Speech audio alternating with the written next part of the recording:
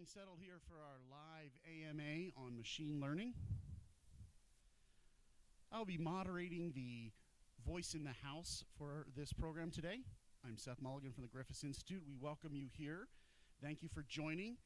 We have 2 YouTube channels on which this is broadcasting, a panel of experts, a lot of cool topics to cover. So without further delay, we're going to get started. I want to thank all of our experts for being here today and virtually. And we will get rolling right into the program, but if we could just do a high-level name, title, a little bit of 5-second intro for all of our panelists, going right down the room, starting with Ralph and working our way in that direction. And then we'll kick it over to our first speaker, Denise, after that concludes. Thank you, everyone. Hi, I'm Ralph Kohler from the Air Force Research Laboratory. I'm a senior advisor to the TAK program. Hi, I'm Denise Lee. I am a part of the AFRL lab as well, and I am the SIBR Sitter program manager for the last 18 years. Hi, I'm Christina Hewitt. I also work at AFRL. I'm a research operations analyst on the Assured Base Operations team. Hi.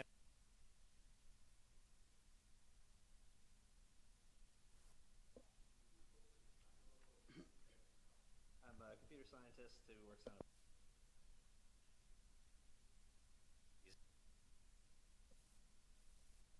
Carlos Merlos, computer scientist at AFRL. I am the TPOC under D023 for this SIBR topic. Hi there, Lee Seversky, I'm the senior scientist for information superiority. Okay, everyone, thank you so much for those introductions. Our first item will be setting the scene with Denise Lee. Just a reminder to panelists to lean in towards your microphones and mute in, mute out. For anyone that's on the live stream, we have active monitoring of the chat channels. If you need to send in feedback or ask questions, that's the best way to submit those. And with that, I'll turn it over to Denise. Please go ahead and get us kicked off. Thanks a lot, Seth. Really glad to be here. Thank you, everyone that has done a really great job on getting this Ask Me Anything together with the teams and so on. So again, good afternoon. My name is Denise Lee. I am the Information Director at SIBR Sitter Program Manager. We're going to talk about the Air Force 23.3 solicitation that is currently in pre-release. And one of the things that we need to remember is today is the 19th. Tomorrow, we actually open the solicitation. So all questions can be answered today. And once tomorrow happens, questions will be directed to a different site from either myself, my deputy Crystal, and or the team members. So just know that if we don't get answers to all of your questions today, they will absolutely be done at a later time. Really looking forward to hearing the discussions on the topics that are TAK related. ML, it's a great program. These guys have done phenomenal in making sure that the technology continues to grow and transition. So, we have a full agenda of speakers and, on the 3 topics, as well as a few guest speakers that we're really looking forward to hearing about as well. So one of the things that I really want everybody to focus on is the fact that, we definitely want to keep the questions based upon the technical relevance as well as any other, acquisition questions. We'll definitely have someone vetting them so that they can get to the correct person for the answer. I really have nothing more because I'll be talking later, but again, welcome and really looking forward to hearing some awesome talks as well as listening to the questions and answers. So next we have Dr. Lee Seversky up to speak about DAF info dominance importance. Dr. Seversky. Thanks, Denise. And thank you all for attending. The Air Force is very interested in advancing the TAK ecosystem to allow us to really leverage that transformational technology such as machine learning and AI to further enhance and innovate within the ecosystem itself. So we're really looking for your creative and innovative ideas through these solicitations. Key to kind of information superiority and sharing is the ability to kind of share that information in a timely manner. And the TAK community and the ecosystem provides us that framework and that infrastructure for sharing that information and allowing the diverse communities to set up their own environments, to provide that situation awareness, and provide what their each individual communities need in terms of tailored information. When it comes to machine learning applications and AI, we all understand what's required. It requires a framework for developing that software and deploying it. But it requires data, it requires sensors, it requires inputs to that environment, and it requires a community and people. So from a TAK perspective, we have the ecosystem, we have a very large user base, and we have data. What we're looking for today is your creative, innovative ideas to allow us to build those next generation AI-powered applications to take the ecosystem, to take TAK, and to innovate and bring new ideas and applications for the Air Force. So I really look forward to seeing all your great ideas. I look forward of how you can take advantage of what's already in place and then bring your new ideas, your creative ideas in terms of how we can build really the next generation application for TAK that's AI, machine learning powered, that takes advantage of the diverse and large community of users that we already have in the ecosystem. So thank you all, and look forward to seeing your ideas. Thank you so much. At this point, we're going to transition to our next speaker, Ralph Kohler, on an overview of TAK. Just a reminder to speak loud and calmly directly into your microphones. And we are already accumulating questions online, so everyone online knows that we are queuing them up and moderating them. And we'll save them to the group discussion towards the end. So you'll see all the speaker presentations first, but don't worry, we're getting them in and queuing them up. And so with that, I turn it over to Ralph. Thanks, Seth. First of all, let me thank the Griffith Institute and the Small Business Office for hosting us today. And also, let me wish everybody a happy Talk Like a Pirate Day. I really thought of this as a series of questions. Why integrate machine learning into TAK? We did these not because machine learning has become a tsunami in the civilian world. We've been planning this for quite some time. We see there's machine learning hardware on the phones. We see that the cloud is easy to now put machine learning tools. And of course, the rise of large language models like ChatGPT are everywhere. But also, TAK owns the code for the TAK ecosystem by and large. And the new code is really data. We want to own that data too. And so if you look at the SIBRs, from a vision perspective, you see three SIBRs. One is collect, organize, disseminate, and curate the data. Then build models, and then disseminate those models and plugins using an MDM. And so what you get there is a closed loop, because we have, as Ryan said, this ecosystem of users that is substantial with about 500,000 users. If we can leverage all that data, the government can then use that data to build models, because if we don't have the data, we're not going to have the models. Parenthetically, you know, there's a large government program where the company is building models for the government, collecting data, building models, but we don't own the data, so we can't change the models without the permission of the government. If we want to have control and build the things we need for all of the users, we need to have the models, and that means we need to have the data. Another question that I have heard a bunch of times is, why leverage the tools that we're making available here if you want to use them? Of course, you don't have to use those tools. You can use whatever you want. But AFRL has been developing these tools to make data collection, organization, curating, and dissemination easier And if you want to build on those, they're available because the government will get a better tool in the end. And they're also targeted at the Air Force mission space, and the government has unlimited rights to those tools. Why integrate with the TAK Product Center? Well, the first answer is they're the biggest, best game in downtown for TAK. They have a governance body to decide how data gets shared and what gets shared. They're centralized, and they can do the distribution of the models. But if you want to pick your own transition partner, go ahead. There are others out there. What type of data? It turns out pretty much everything. Everything that goes through the TAKServer, all the sensors, you can use those for command and control, geolocation, touch interactions for training and predictive interface, voice and sound.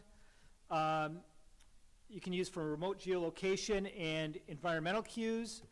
You can also bring in video and imagery and other additional data.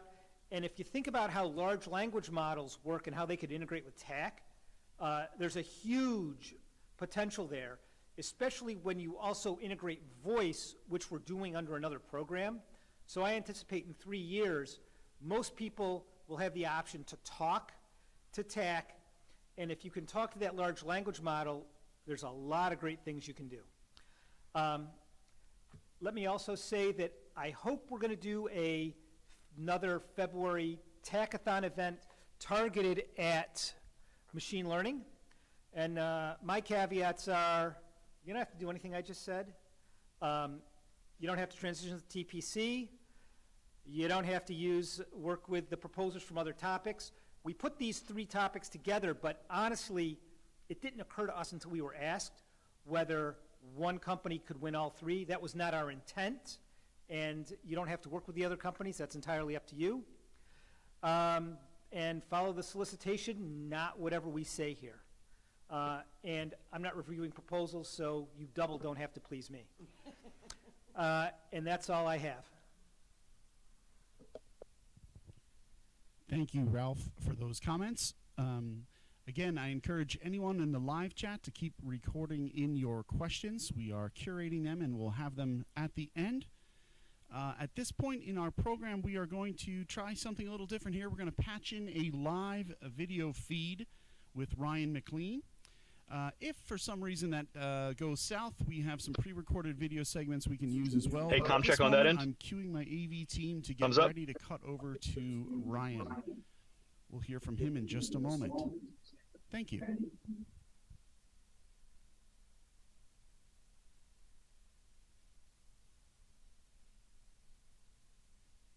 All right, audio giants here. Can you hear me? Thank you, Ryan. Sounds like you're good to go. Thanks.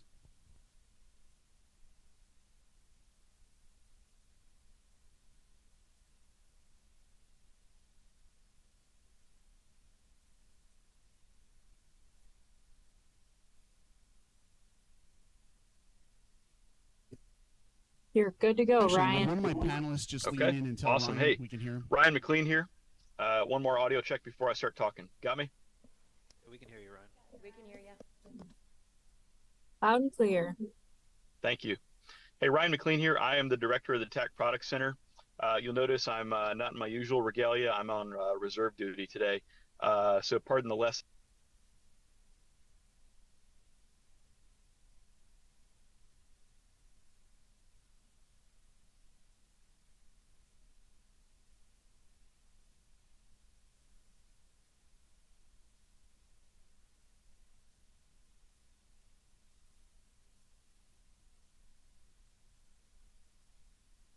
Ryan.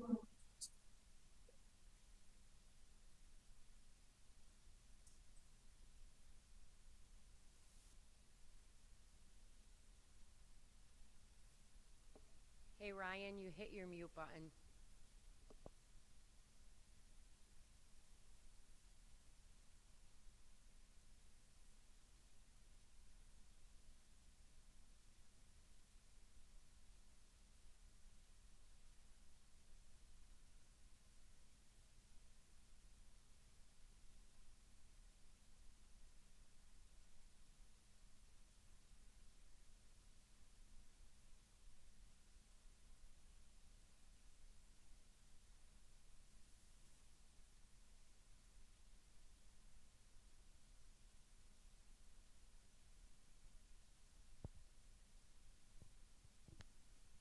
Okay, so Ryan came in and his audio dropped in and out. We're going to just move one segment down and then return to that while they look to fix that situation. So pivoting forward, we'll get Ryan back on in just a moment, but we're going to move to David Canistrari, who has some comments on TAK relevance and some other overview information. I know it's out of sequence. Was he ready? There he is. Excellent. Take it away, please. All right. Hey, folks. Dave Canistrari, Program Manager of AFRL's Assured Base Operations Program. There are over 180 installations, Air Force installations across the globe, each with its own mission set. Now imagine you're the commander of one of those 180 plus installations. You're responsible for your duty, your role, your responsibilities for the Air Force. But in addition, you're also responsible for keeping those on your installation safe and secure. What the Assured Base Operations team is doing is developing, prototyping, and transitioning technology to make force protection, that is how an installation protects its base, easier, automated, and from an end user and leadership perspective, easier to respond to things, events on base that influence the security posture of the base. So a component of the Assured Base Operations program is making sure that the technologies the force protection community uses are connected, are digitized, and require as little input from the end user as possible, allowing them as much heads-up time, that is ensuring that they have situational awareness of the event or the situations they're responding to, and less time on their computer screen or their Android display. So one of the key pieces of technology the ABO team is using to automate force protection or make their job easier is Android Tactical Assault Kit and the TAK ecosystem. So these three SIBR topics fall under the ABO program, and I'm excited to see what's proposed here from a machine learning perspective, as I see that as a key ingredient in automating force protection and making force protection's job easier at each installation. So I'm excited to see what comes of these three topics. I'm excited to see how the TAK community grows because of it, not just for force protection, but these use cases are, I mentioned force protection quite a few times, but the use cases overlap with many other career fields, mission sets, and operational user requirements. So yeah, can't say how excited I am to see what's developed here. Thanks. Thank you for that. Very much appreciated. At this point, we're going to kick back to Ryan. If he hears us, or as Ralph is texting with him, he'll get ready to unmute, and we'll just flip-flop one segment so everyone understands on the panel. We just move one segment. We'll return then to our regular order. At this point, we will cut over to Ryan McLean from the TAK product. Second try on that end.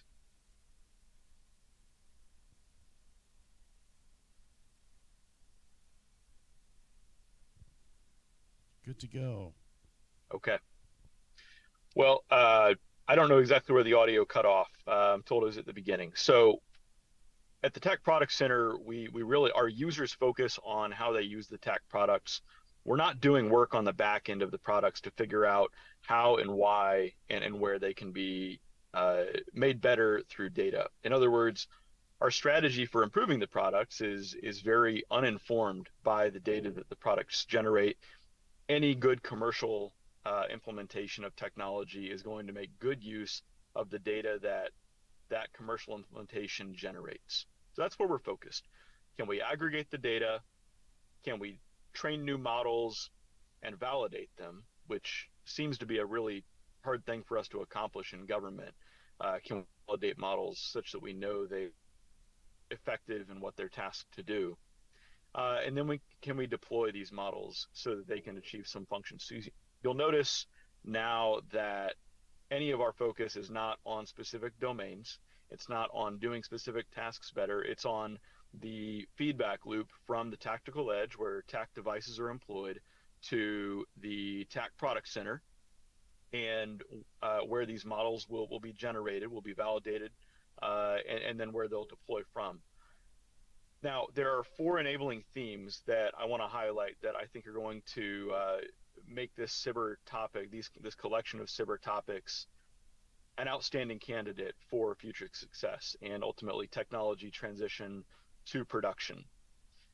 The first thing that we need to concern ourselves with is the fact that TAK.gov is going to be the authoritative source for open source. What I mean by that is, if you've ever used the TAK products, the TAK open source repository, you know that it's 2 things. It's on GitHub and not git.tak.gov, which is GitLab based. So we host that in the public domain on GitHub. And we also host it in 2 different projects. There's a pain point there, and it's that GitHub Actions and GitLab CI are very different worlds when you get down to the nuts and bolts of how the TAK products are built. And we're doing a lot of work right now this fall with bringing the tak.gov products, specifically ATAK and TAKServer source code, into open source on git.tak.gov. That's going to be immensely helpful. Pain point today is that the versions lag behind on GitHub, and we're going to fast forward the whole world up to the current version with us, where we can reasonably expect that any source code you'll see on git.tak.gov in the open source repositories is going to be the authoritative current source version of ATAK or TAKServer, or in the future other TAK products as we open source more. So our open source code, doing that well, we're solving that problem right now. The next thing that we care about here is our strategy, our TAK 2030 strategy. You can find that strategy on tak.gov at tak.gov/pages/TAK 2030. And what that strategy outlines is where we're going with TAK. So there are 4 pillars, but the execution themes are what you should care about, and specifically themes number 4 and 5, data and artificial intelligence and measurement. Those 2 themes go hand in hand when we talk about data or machine learning or AI or ML ops, which is what we're really targeting here with this feedback cycle.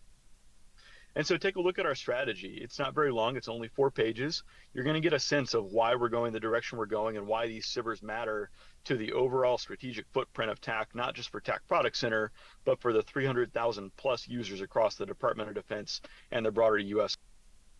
footprint for getting there. And these topics are going to help us get there.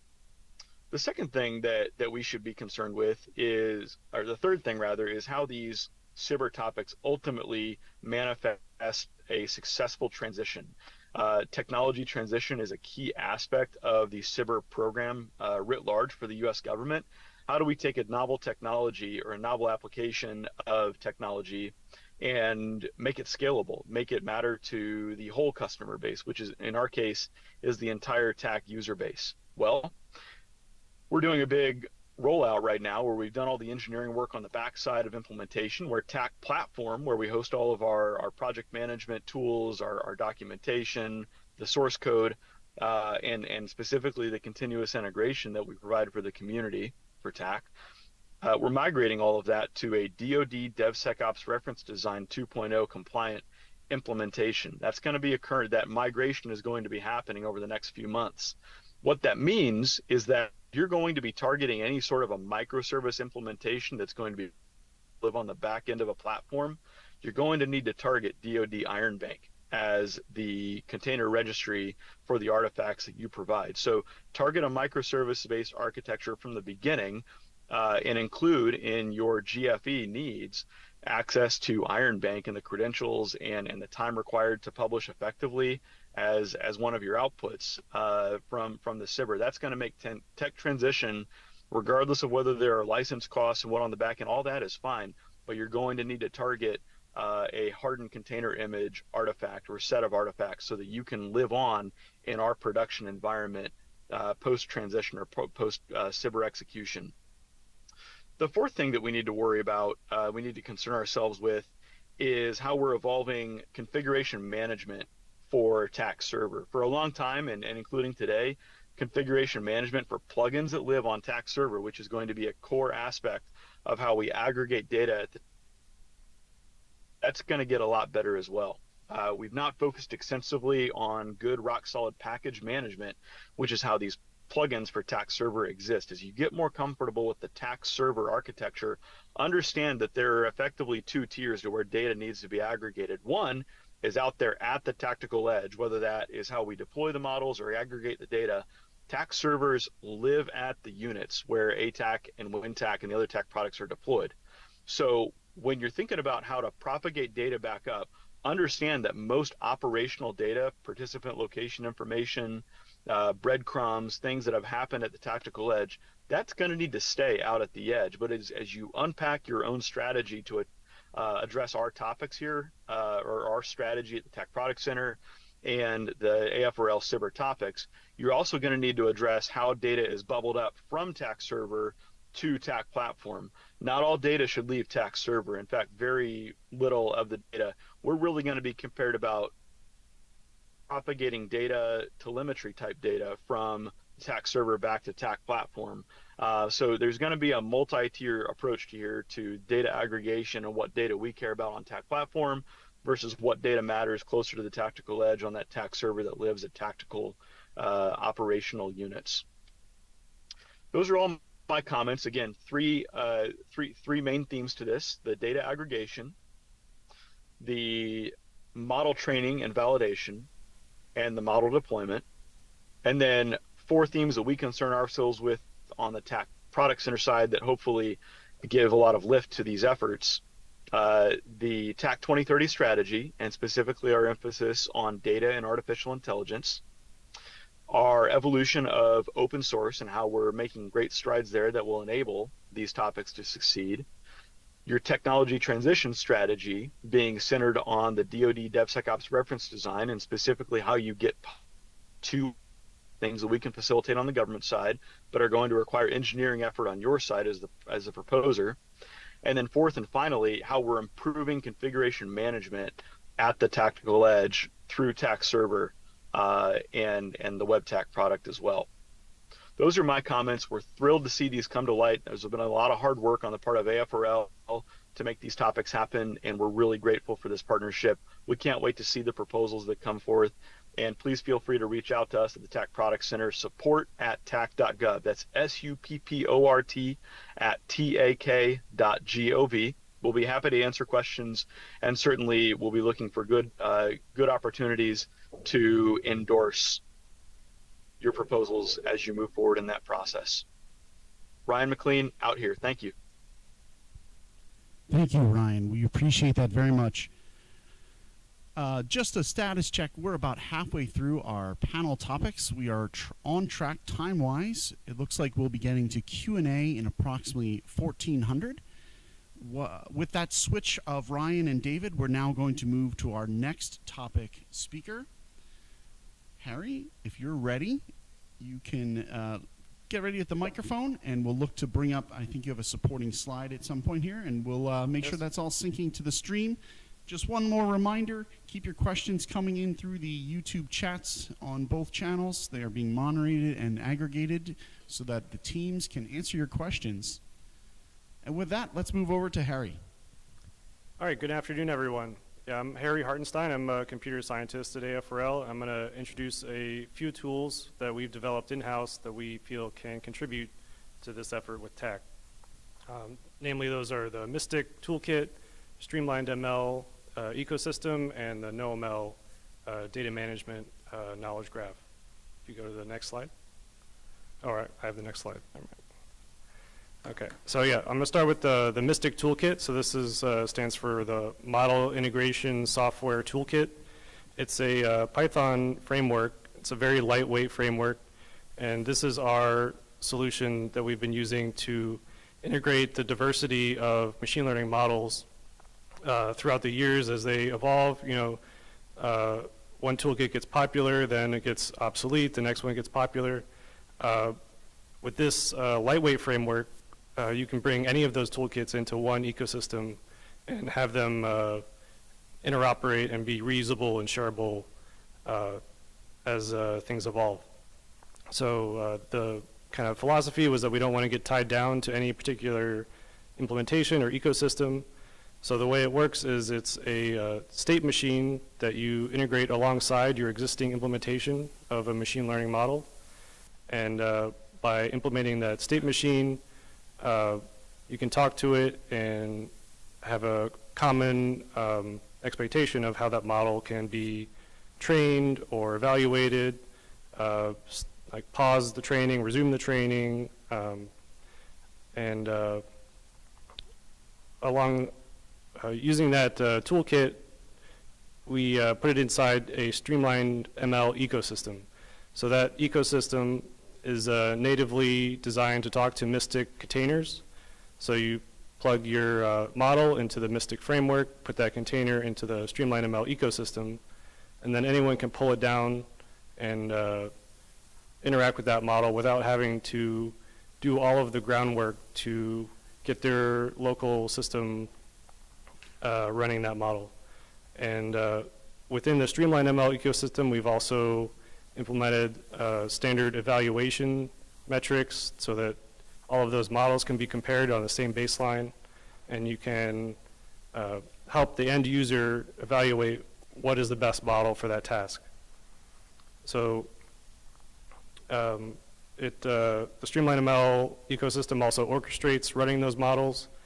So there's a kind of a point-and-click interface or a command line interface where Kubernetes on the back end can spin up those models using the Mystic state machine and then launch it for either streaming prediction or training, et cetera.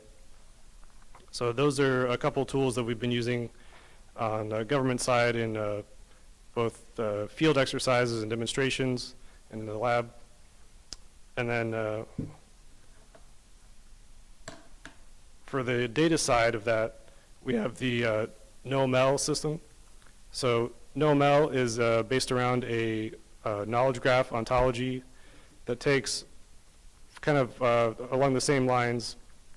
There's a wide variety of formats that data sets are saved in, all kinds of JSON, MATLAB, unique folder structures when you get a zip file. So all of these variety of formats, we want to find a common standard. So we've developed an ontology based on a lot of open source academic data sets. We've coalesced those into one ontology and created some tools to be able to import those common formats into this ontology.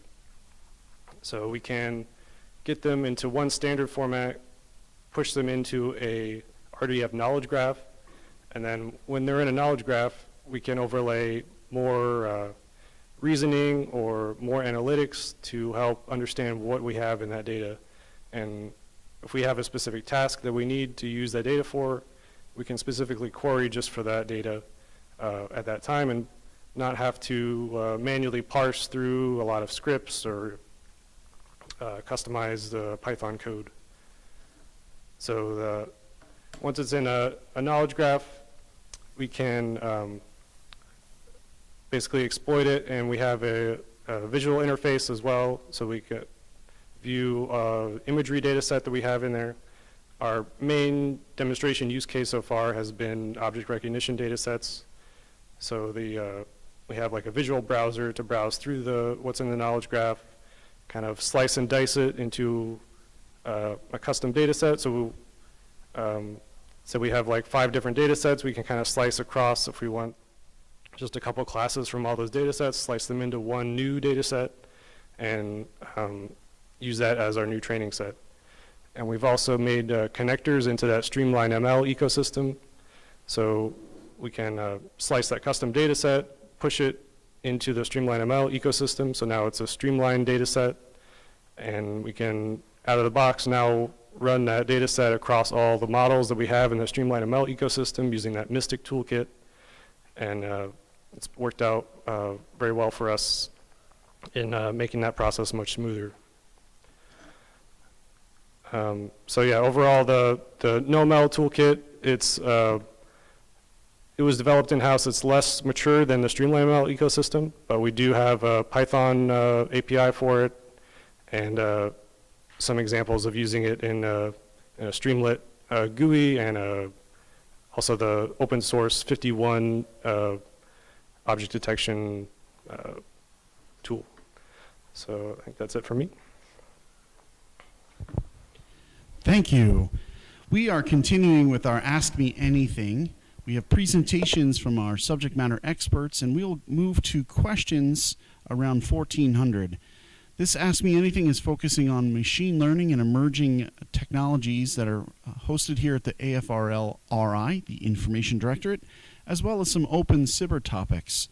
Thank you for joining our stream. Keep the questions coming. We appreciate all the feedback. We have now increased more audio resources. And with that, we're ready to move to our next topic speaker, Carlos. Hello, everyone. Yeah, Carlos bring that in Morelos, nice, the thank you. TPOC for topic D023, TAK Mobile Machine Learning MML Model Development. The objective of this task is, the objective of this topic is to develop and train cutting-edge machine learning models for edge deployment via TAK using the Mobile Integrated Software Toolkit, MISTIC format that was just described by Harry. So if I direct you to the SIBR.gov description, I'm not going to read it. You guys can hopefully read it at your own leisure. Just some highlights of wanting to note that leveraging TAK-ML and Streamline to integrate the TAK ecosystem is strongly preferred, but not required for submission. So with that being said, hopefully you do take advantage of some of these other tools that have been developed to focus more on the actual machine learning model development. Understandably, if you decide to go a different route, that'll just take cycles out of actual R&D development for machine learning. So it is your prerogative to submit whatever you think might have the greatest chance of being awarded, but just to note that. As well as some of the sample model and algorithms that were described in the description are just examples. So we do not have a preference on the type of problem or data set you use. I know that it was mentioned geolocation, command and control, search and rescue, surveillance, and comms. You need not submit one of those topics if you don't choose to.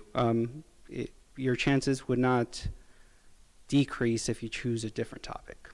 And with that, I will probably turn it over to the next speaker, and I'll be part of the AMA at the end, where I will answer some of your specific questions you may have. Thank you. Excellent. Thank you, Carlos. Next up is Christina Hewitt. Please begin your comments when you're ready. Thank you. Can you guys hear me? Are we good? I have the worst, I have like the worst luck with mics. I apologize. That's good. Nice and close. Good. Yeah, can you hear me now? My apologies. So I'm speaking on topic number D024, integration of machine learning platforms with mobile device manager for the TAK ecosystem. So pretty much what's happening here is the overall objective is to integrate an MDM with machine learning models, which is currently a capability that we don't have within the TAK ecosystem right now. And that's the primary goal, right? So with that, we're kind of looking, when I see an MDM, we have like a marketplace, right? And then you have an app. So it's sounding like we're just trying to create a secure and reliable environment using ML. So that's the overall what we're looking at for this topic. And I know we're going to have plenty of room for questions at the end, so I'm not going to get too far into it after that. And thank you for the introduction, by the way, Seth. So you could pass it off. Okay, very good. We're coming down to a couple more speakers, and we'll get to our live questions. Just a reminder, we're recording and keeping track of all questions. If a certain format of question or the duration in which we can answer won't be able to be taken on a live in the stream, we will reply back and get answers to everyone. So it is important that you keep those documented, ask clear, concise questions in the chats, and we will make sure that those get answered one way or another. Our next speaker is David Costello. Just lean into your mic, and when you're ready to begin, we'd love to welcome your remarks. Thanks. So I'm the TPOC on the third and final topic.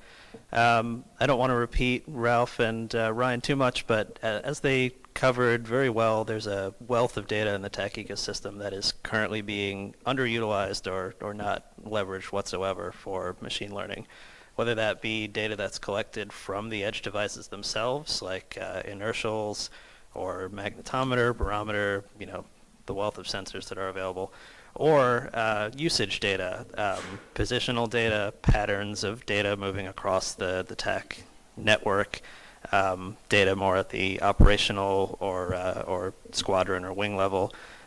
Currently, a lot of that is not being collected at all, or is being utilized in a very stovepiped way. So I think the most succinct way to describe topic 25 is to sort of sketch out the state of the practice.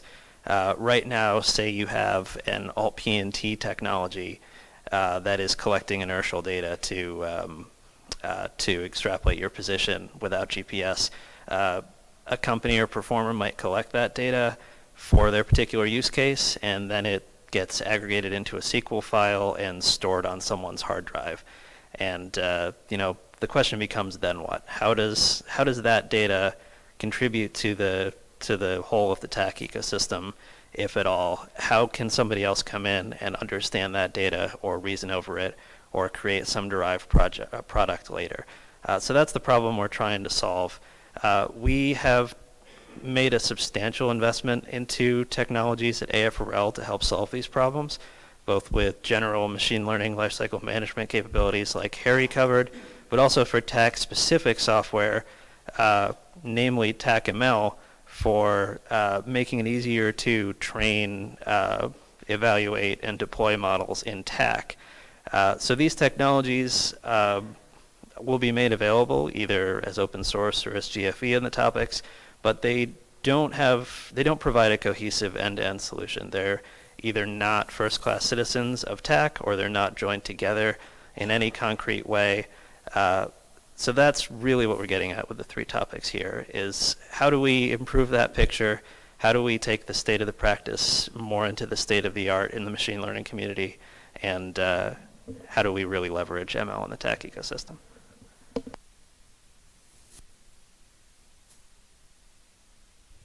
Thank you so much. Those are our technical conclusion questions. We're going to move now a little bit to some of the process and overall guidance on SBIR rules from Denise Lee. Please take it away. Thank you, Denise. Thanks, Seth.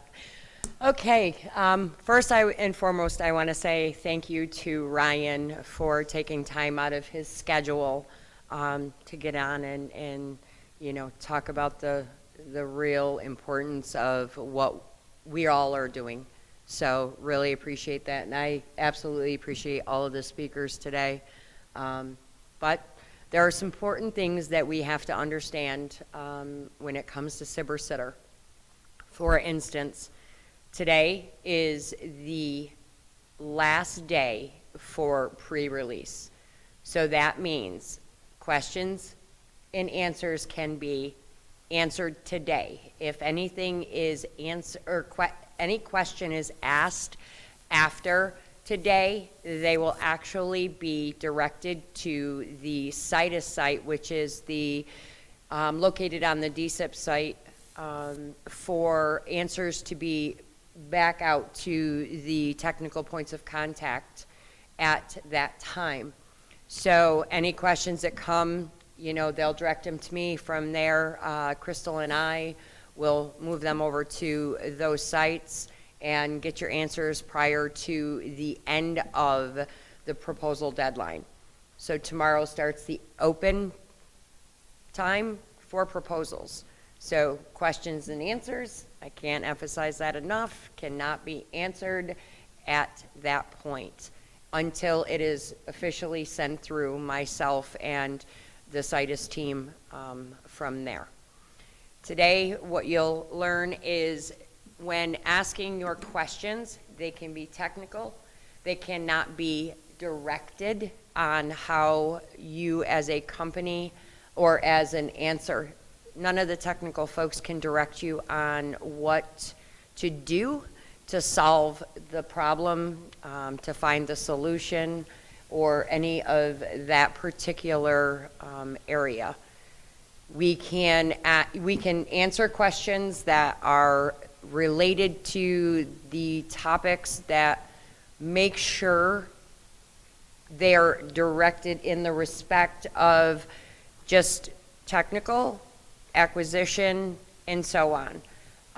But none of them can give you the direction on whether you should or shouldn't propose, on what the answer to the solution is, right? So if there's a need, you know, they can give you a broad, but they can't give you a direct. They can't tell you to propose. They can't tell you not to propose. So just be aware of those rules. And from there, I believe we have a lot of questions that have currently come in. We do have them being vetted. And one of the things that is the most interesting is whatever is asked today will get answered. It may not be answered here, but it will be answered within the next, hopefully, week or so. So just be aware of that. So if we don't get to your question, please don't panic. We'll get there. So again, thanks everyone for making this such a great, successful event. To the GI team, you know, appreciate that. To the TAK team, again, you guys have been a very, you know, big builder of the SIBR program, and really appreciate that, you know, we can all work as a team moving forward. So on to that, Seth, I think we can start the Q&A, and you can give it all you got. Excellent. Thank you, Denise. Yeah, so at this point, we're going to start to review the questions we have that have come in through our live stream. Just so you all know, this will be a bit of round robin style. We have 6 speaker positions, but you may see us swap in and out so we can get the right expert in on the microphone for you. So with that, I'm going to run these in chronological order in which we saw them today. I will acknowledge that we have one question that we intend to answer sidebar. That's to Sarah Freeman Marchetto. Just so you know about your DSIP question, we will answer that more directly. But let's start from the top. Some questions were directed towards speakers, so I may identify you specifically to lead the answer, but feel free to call on your colleagues. This first question is a little bit more broad, and we're seeking if anyone can help us understand how or what is the digital engineering as a practice. Yeah, I can speak to that one. Digital engineering is kind of a term of art for a set of best practices for software development in the DoD. Basically, it describes concepts like establishing an authoritative source of truth, creating digital twins, and leveraging modeling and simulation to make sure that the technologies you're developing at every stage in the pipeline actually translate well to operational solutions. So if you do a web search for digital engineering in the DoD, you'll find all sorts of good resources for how to make sure you're leveraging those practices. Look out for guides written by any of the big defense contractors because they understand it really well. Thank you. Our second question, what is meant by phase 1 effort or a proof of concept?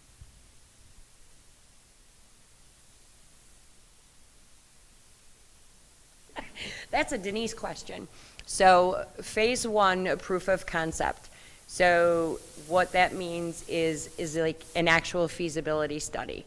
So it's pretty much a report that you work with the team to end up seeing where you follow to that 12-month period of performance in the phase 1.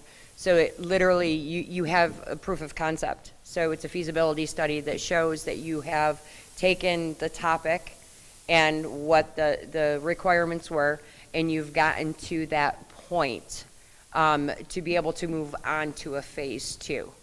If you want further like language, I would be more than happy to get that out to you. But really, it's just a feasibility study that shows you the report at the end of the period of performance on the topic that you are working on. Thank you, Denise. Our next question, what about classification/dissemination? Classification/dissemination. Any details you can elaborate there? Thank you. I think that one's most applicable to my topic. Basically, submitters to 25 should be aware that certain operational users will have restrictions on the dissemination of the data that is produced by their organization, where that data can travel, whose hands it can be in. And Ryan McLean from the Product Center got into this as well, that it might not make sense to offload all operational data from the edge back to some sort of central data clearinghouse. So that's a key consideration for an effective solution to 25's problem, is considering, what makes sense for where data to live, where it can go, and what should be moved and how. Thank you. We appreciate that. We're moving to our fourth question here, so everyone is following along. We have about 16 so far identified. We're into the fourth one of that. Please keep those coming through the chats as needed. This question is a little bit more broad. I think most panelists might have an opportunity to help out on this, but it's, are there any particular features that the U.S. Air Force has special interest in processing?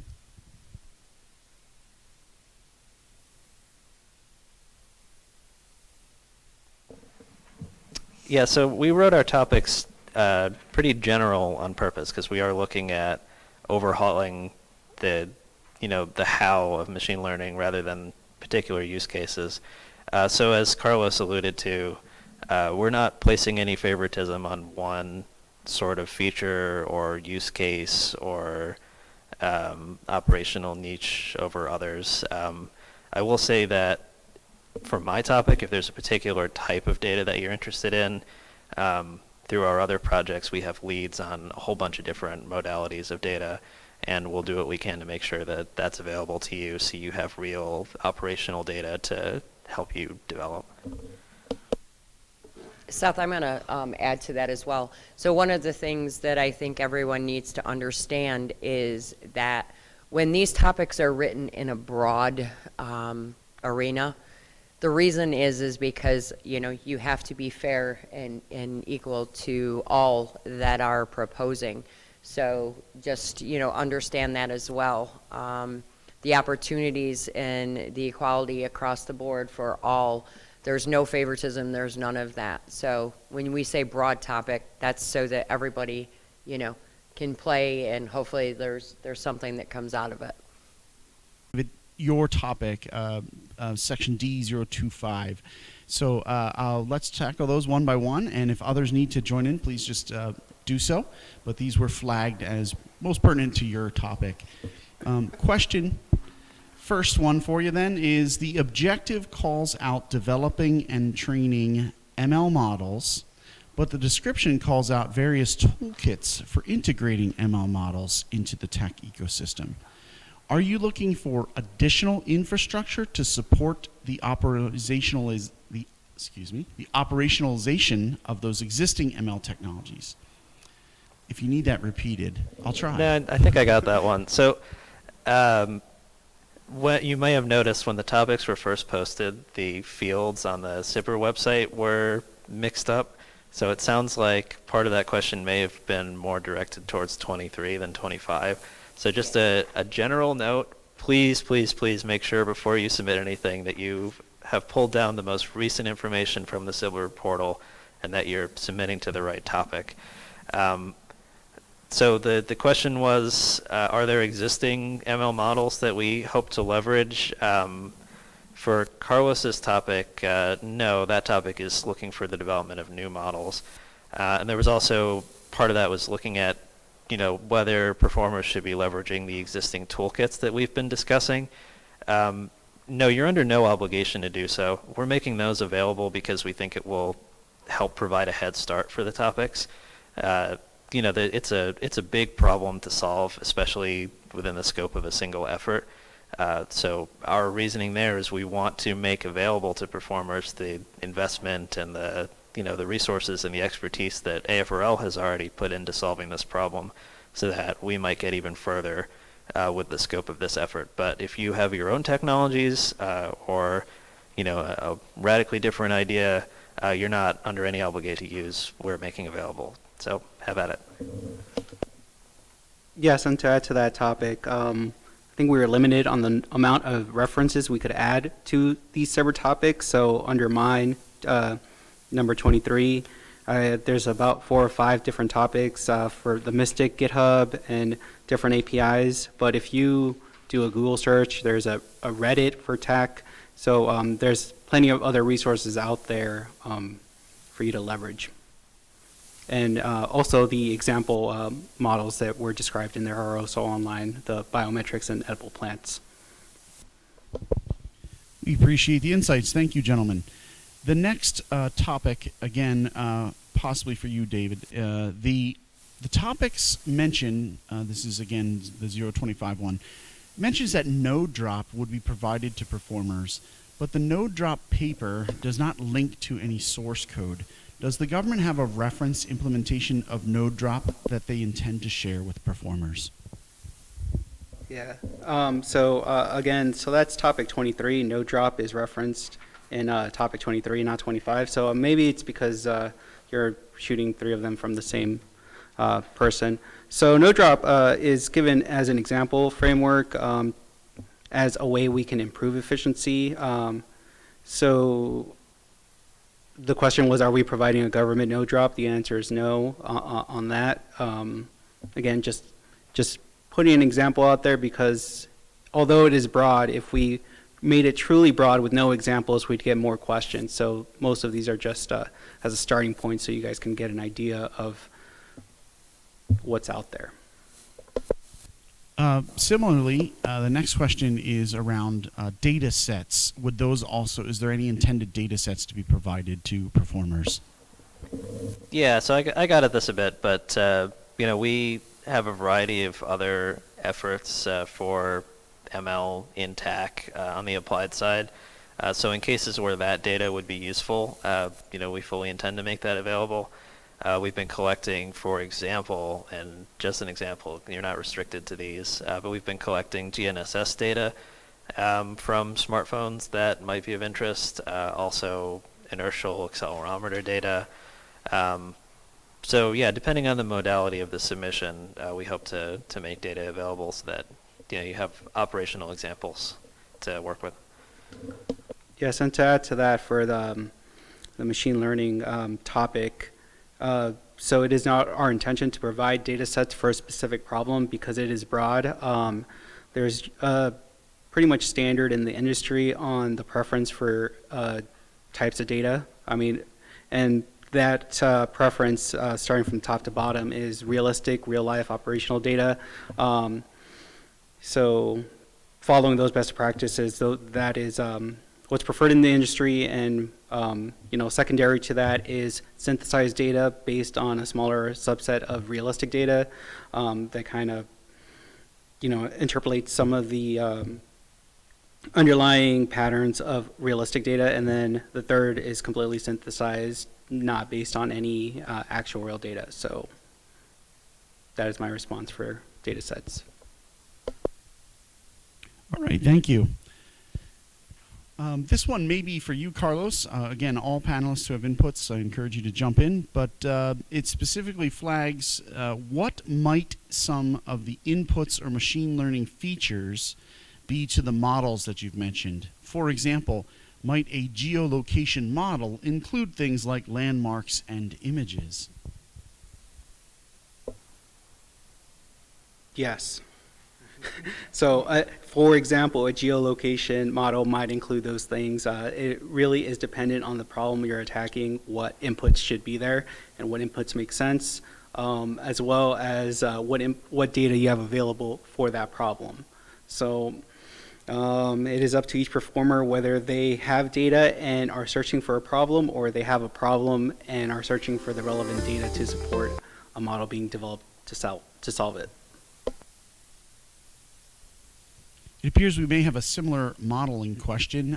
For example, models like surveillance, what types of outputs or classifications might be expected, i.e., surveillance could include images of equipment to detect some impending action or event?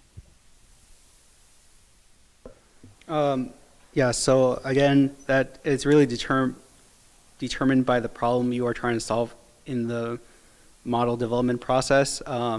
So ideally, you would have a transitional partner that you have in mind of a specific, because my topic is specifically about operation on the edge, it would be ideal to have a problem in mind that you are trying to solve, and based on that, the answer would become apparent. So if you're supporting, for the example given, surveillance, and you're supporting, a CBRN team, well, then maybe an identified box might be of relevance, and that might be an output, a bounding box over a suspicious,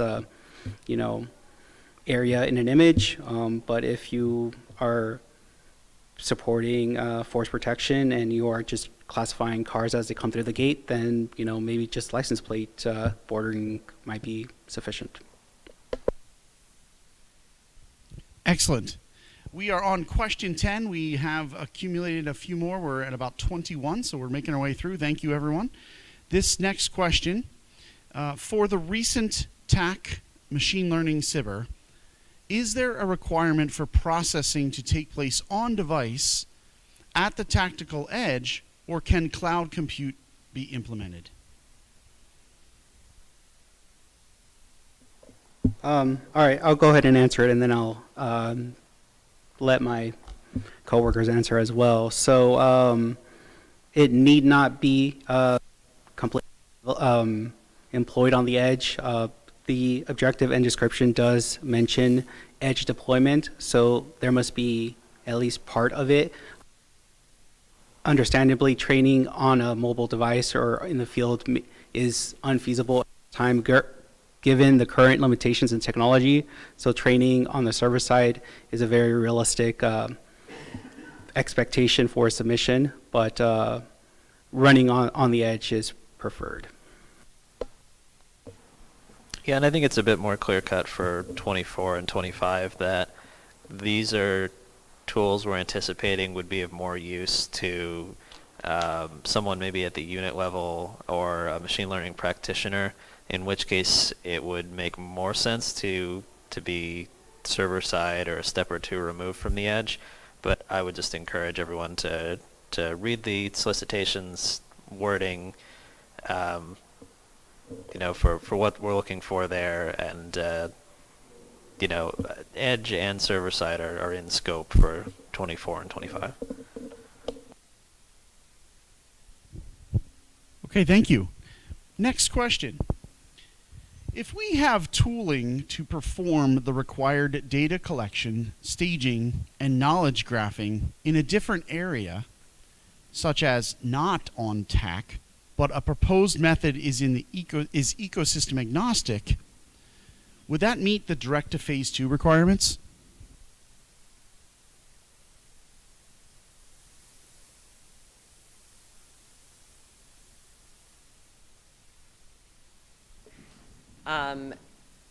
So one of the things that you need to understand is when you are proposing to a topic that has the objective, description, and so on, you have to pay attention to the fact that when the proposal comes in, the experts are going to evaluate that on, does it meet the requirement of the topic? So you may have a great idea, you may have a solution, but does it fit that topic? So the expectation is, of the experts to know whether or not it could be worked into it or not worked into it. But it's on them to make sure that they do their due diligence and, offer, opportunities if there is on the other side. But that's strictly up to them. And a lot of times they will reach out to our office and, we'll sit down and we'll talk about it. But for the most part, it's on the experts that wrote the topic and are working the actual technology to decide whether or not that fits.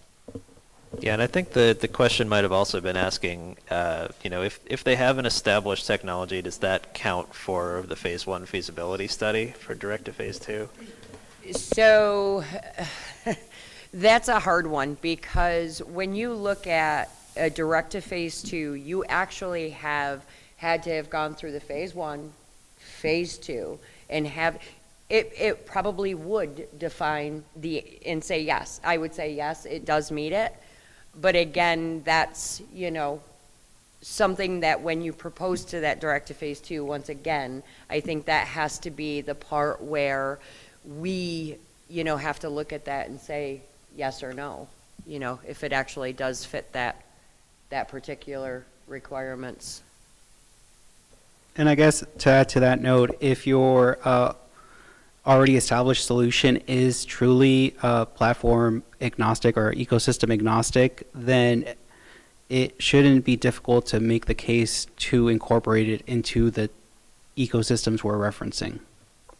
And I think on that too, thanks Carlos and David, I think also too, when you're looking at the feasibility and the phase 2, which is, right, to go into a direct to phase 2 automatically, you have to make sure you're a definite. Direct to phase 2s don't require customer memorandums or MOUs when it comes to a specific topic, which is what these folks have written. They're not open topics through AFWorks. This is a BAA that is specific to the needs and requirements that they have. So understand, it's great when you're proposing to a direct to phase 2 that you've already had that opportunity to have that foundation, the possible partnership down the line. Because we definitely want to make sure that if you're proposing to a direct to phase 2, you have the opportunity to really move and transition or transfer that down the line. So having, you know, partners and, you know, end users and things like that is an awesome thing. So thank you. Okay, thank you very much. Next question. What sorts of hardware acceleration are available for the model to execute on? Related, for example, could you fit an entire pre-trained LLM, large language model, on the edge, or would that require a larger deployment? Yeah, so I'm not, that kind of could be related to multiple topics, so I'll take first stab at that one. So there's a lot of points that were made in that question, but part of the objective for this is transferring those models on the edge. And although a naive approach of just copying a model that runs on a desktop onto a device can be done efficiency-wise, that's not the best use of the resources, the very limited resources on an edge device. So to wit, node drop was mentioned to drop the size of the model when employing it on the edge, but that doesn't preclude other solutions where you know, auxiliary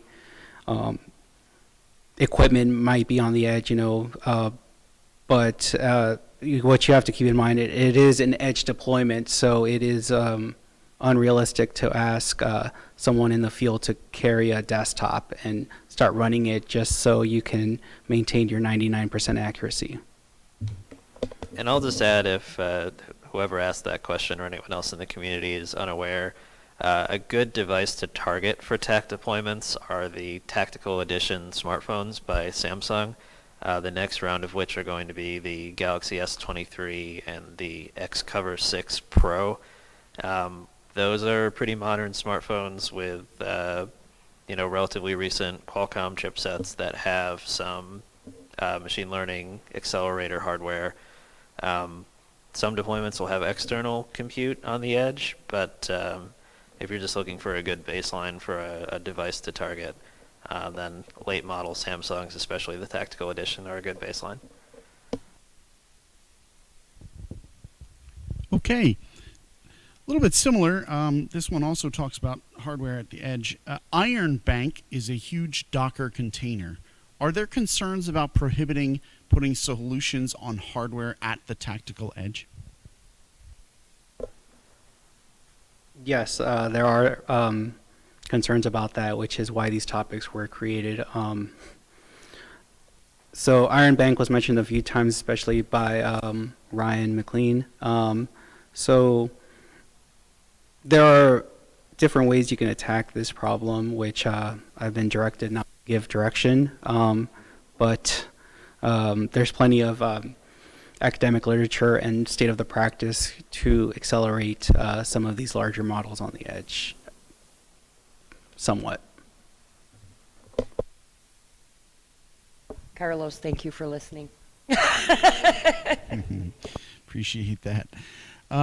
This one might be for David. It's flagged with your solicitation number, but that might allow others to also join in, please.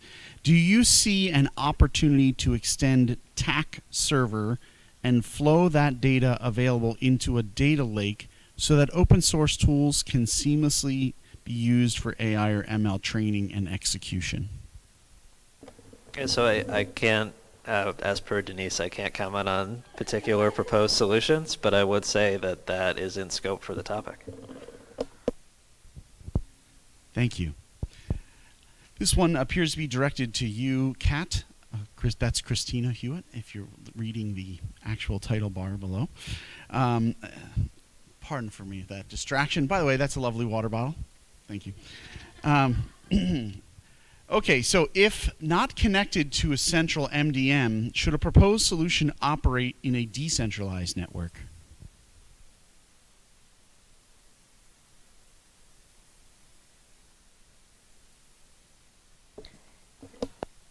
Yeah, I was gonna, no, I'm good with not taking it, but I know poor Kat has stepped in so kindly to help out today. So it's either Dave Canistrere or Dave Costello, whichever one wants to answer that.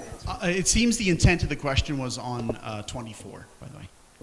That helps. I think I'll just repeat my last answer that we really can't comment on particular solutions, but you know, decentralized or centralized are both, you know, within the wording of the topic and fair game. Just keep the idea of the topic within scope.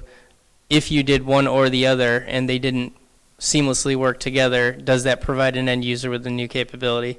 So I think the I can't give direction as well as per Denise and the SIBR process, but I think that's just something to keep in mind when you're formulating a solution and thinking edge versus connected.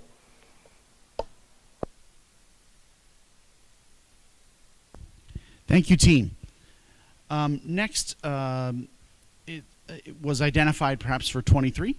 Can data aggregation to TAK platform requirements be decoupled from the model building or training or model validation within the proposal of D23? Yeah, I think they are really, because 23 is the model development and 25 is the data aggregation. So, you know, we're obviously thinking along the same lines. Okay, here we are at 17. Again, might be related to 23 or Carlos. Is the expectation of the proposed ML models to be able to run on edge devices using Mystic Docker containers? Yeah, per the description of the topic, that is preferred but not required. I can add a bit of context since we've been working on this for the last several months since the topics were written. There are some challenges around running Docker bare on Android, and even if you were to undockerize a Mystic container, many Mystic models are written in Python. There is a Java deployment of Mystic, but that's in earlier stages.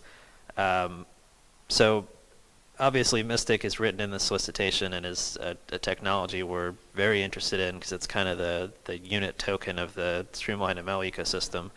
But we will have to work through some considerations for how to run Mystic models on the edge, whether that be some sort of automatic translation layer or a more direct port of Mystic. So it's a challenge we're working through, but Mystic is of interest to us for 23.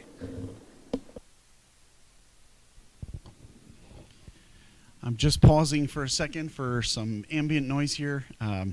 We're bringing this live to you from Griffiths Technology Park and Active Airfield. It sounds like one of our wide-body planes is doing some training today. Let's thank you for that answer on 17. This next one has been flagged possibly for topic 25. Is there a requirement in connecting different modalities, for example, GPS linking to an image? It's not a requirement. That you could definitely form some interesting conclusions or some higher order products by linking together multiple modalities. So in scope for the topic, absolutely. Okay, we're coming down to our last couple of questions here. This is number 19 for today. What is the current state of MDM solutions that are used to manage ATAK EUDs? I presume that's end user devices, right?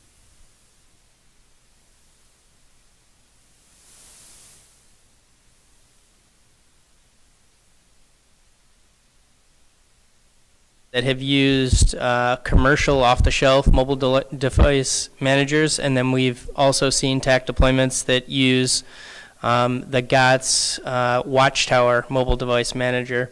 So Seth, hit me with the question again. What is the current state of MDM solutions that are used today to manage ATAK EUDs? Yeah, I think that's the spectrum. Mature COTS and mature GOTS. Thank you. Moving on, is there a requirement for TAK apps to allow users to define mission-specific workflows that incorporate or, quote, orchestrate the use of deployed AI-ML models? Yeah, that's kind of a dense question. How did that start? Do you want me to try and unpack that a little bit? Okay. Is there a requirement for TAK apps to allow users to define mission-specific workflows that incorporate or orchestrate the use of deployed AI-ML models? Yeah, so there is StreamLineML, for instance, has a conception of user-defined workflows. So somebody submitting to 24, joining StreamLineML to an MDM, I think it's definitely in scope to allow a user, at the unit level, for instance, to define a custom ML workflow that makes sense for them. For instance, evaluating a couple of models, choosing the best one by some metric, and automatically deploying that to devices being provisioned just comes to the top of my head. So I would say yes, it is within scope for users to define their own operational workflows. Yeah, and the question started out, is it a requirement? It's not a requirement of all three, but you can see how all three link together. So the requirements are tied per specific topic, but they are all absolutely related. And to add to that, we are not in a position to say the requirements of TAK apps to or / plugins. That is a question that should be directed to the TAK Product Center. Thank you for the context there. We appreciate that. Moving on, is there an interest in processing documents or written intelligence observed by the camera in TAK? Yep, that's definitely in scope for 25. The camera is one of the most important sensors on the device. Okay, one last call to those on the live stream or chat. We are down to our last question. If you have any, please try and log or document those now. But moving towards the final question we have so far, this also seems to be related to 25. Are there any cybersecurity compliance requirements between the server and end user communications? I'm going to have to be vague, unfortunately. It's a consideration that we're obviously tracking, but I think the specific requirements are going to come down to the particulars of the proposed solution, and whatever hosting mechanisms and dissemination and communication pipelines are selected for the performer. So yes, it's a consideration, but the particulars are going to be implementation dependent. Great. At this time, we will leave the streams and chats available open for just a few more minutes, but we'll, at this time, wind down our live panel interactions. We'll capture any recorded questions over the next few minutes and make sure we get those answered in today during that period of time for today. I want to thank everyone for participating. This has been an excellent Ask Me Anything around machine learning topics and open SIBR calls and some of the work related to TAK. We appreciate everyone's insight and interest. And at this point, if anyone's here in the house would like to give a round of applause to our panelists, we'd appreciate that. And we will wind down our video segment. Thank you all. Well, yes, please, Denise, a concluding comment. Yeah, absolutely. So again, thank you to everyone that participated today and for everybody pulling this together. One of the things, and we did talk about the difference in the topics because there were some issues with the DSIP site and so on. Yes, there are currently some issues with the DSIP site, so please be, very vigilant when you're, reading those topics, that you're reading the current, up-to-date ones. The BAA is out there. Pre-release closes today. Open closes tomorrow, and it will. Actually, proposals are due no later than 18 November. So please note that you have a month to get things done. Actually, I'm sorry, it opens tomorrow, closes the 18th of, 29 days. I said that completely wrong. October, and then you'll have time to propose. So please have a great day, and thanks again for everything. Appreciate everyone.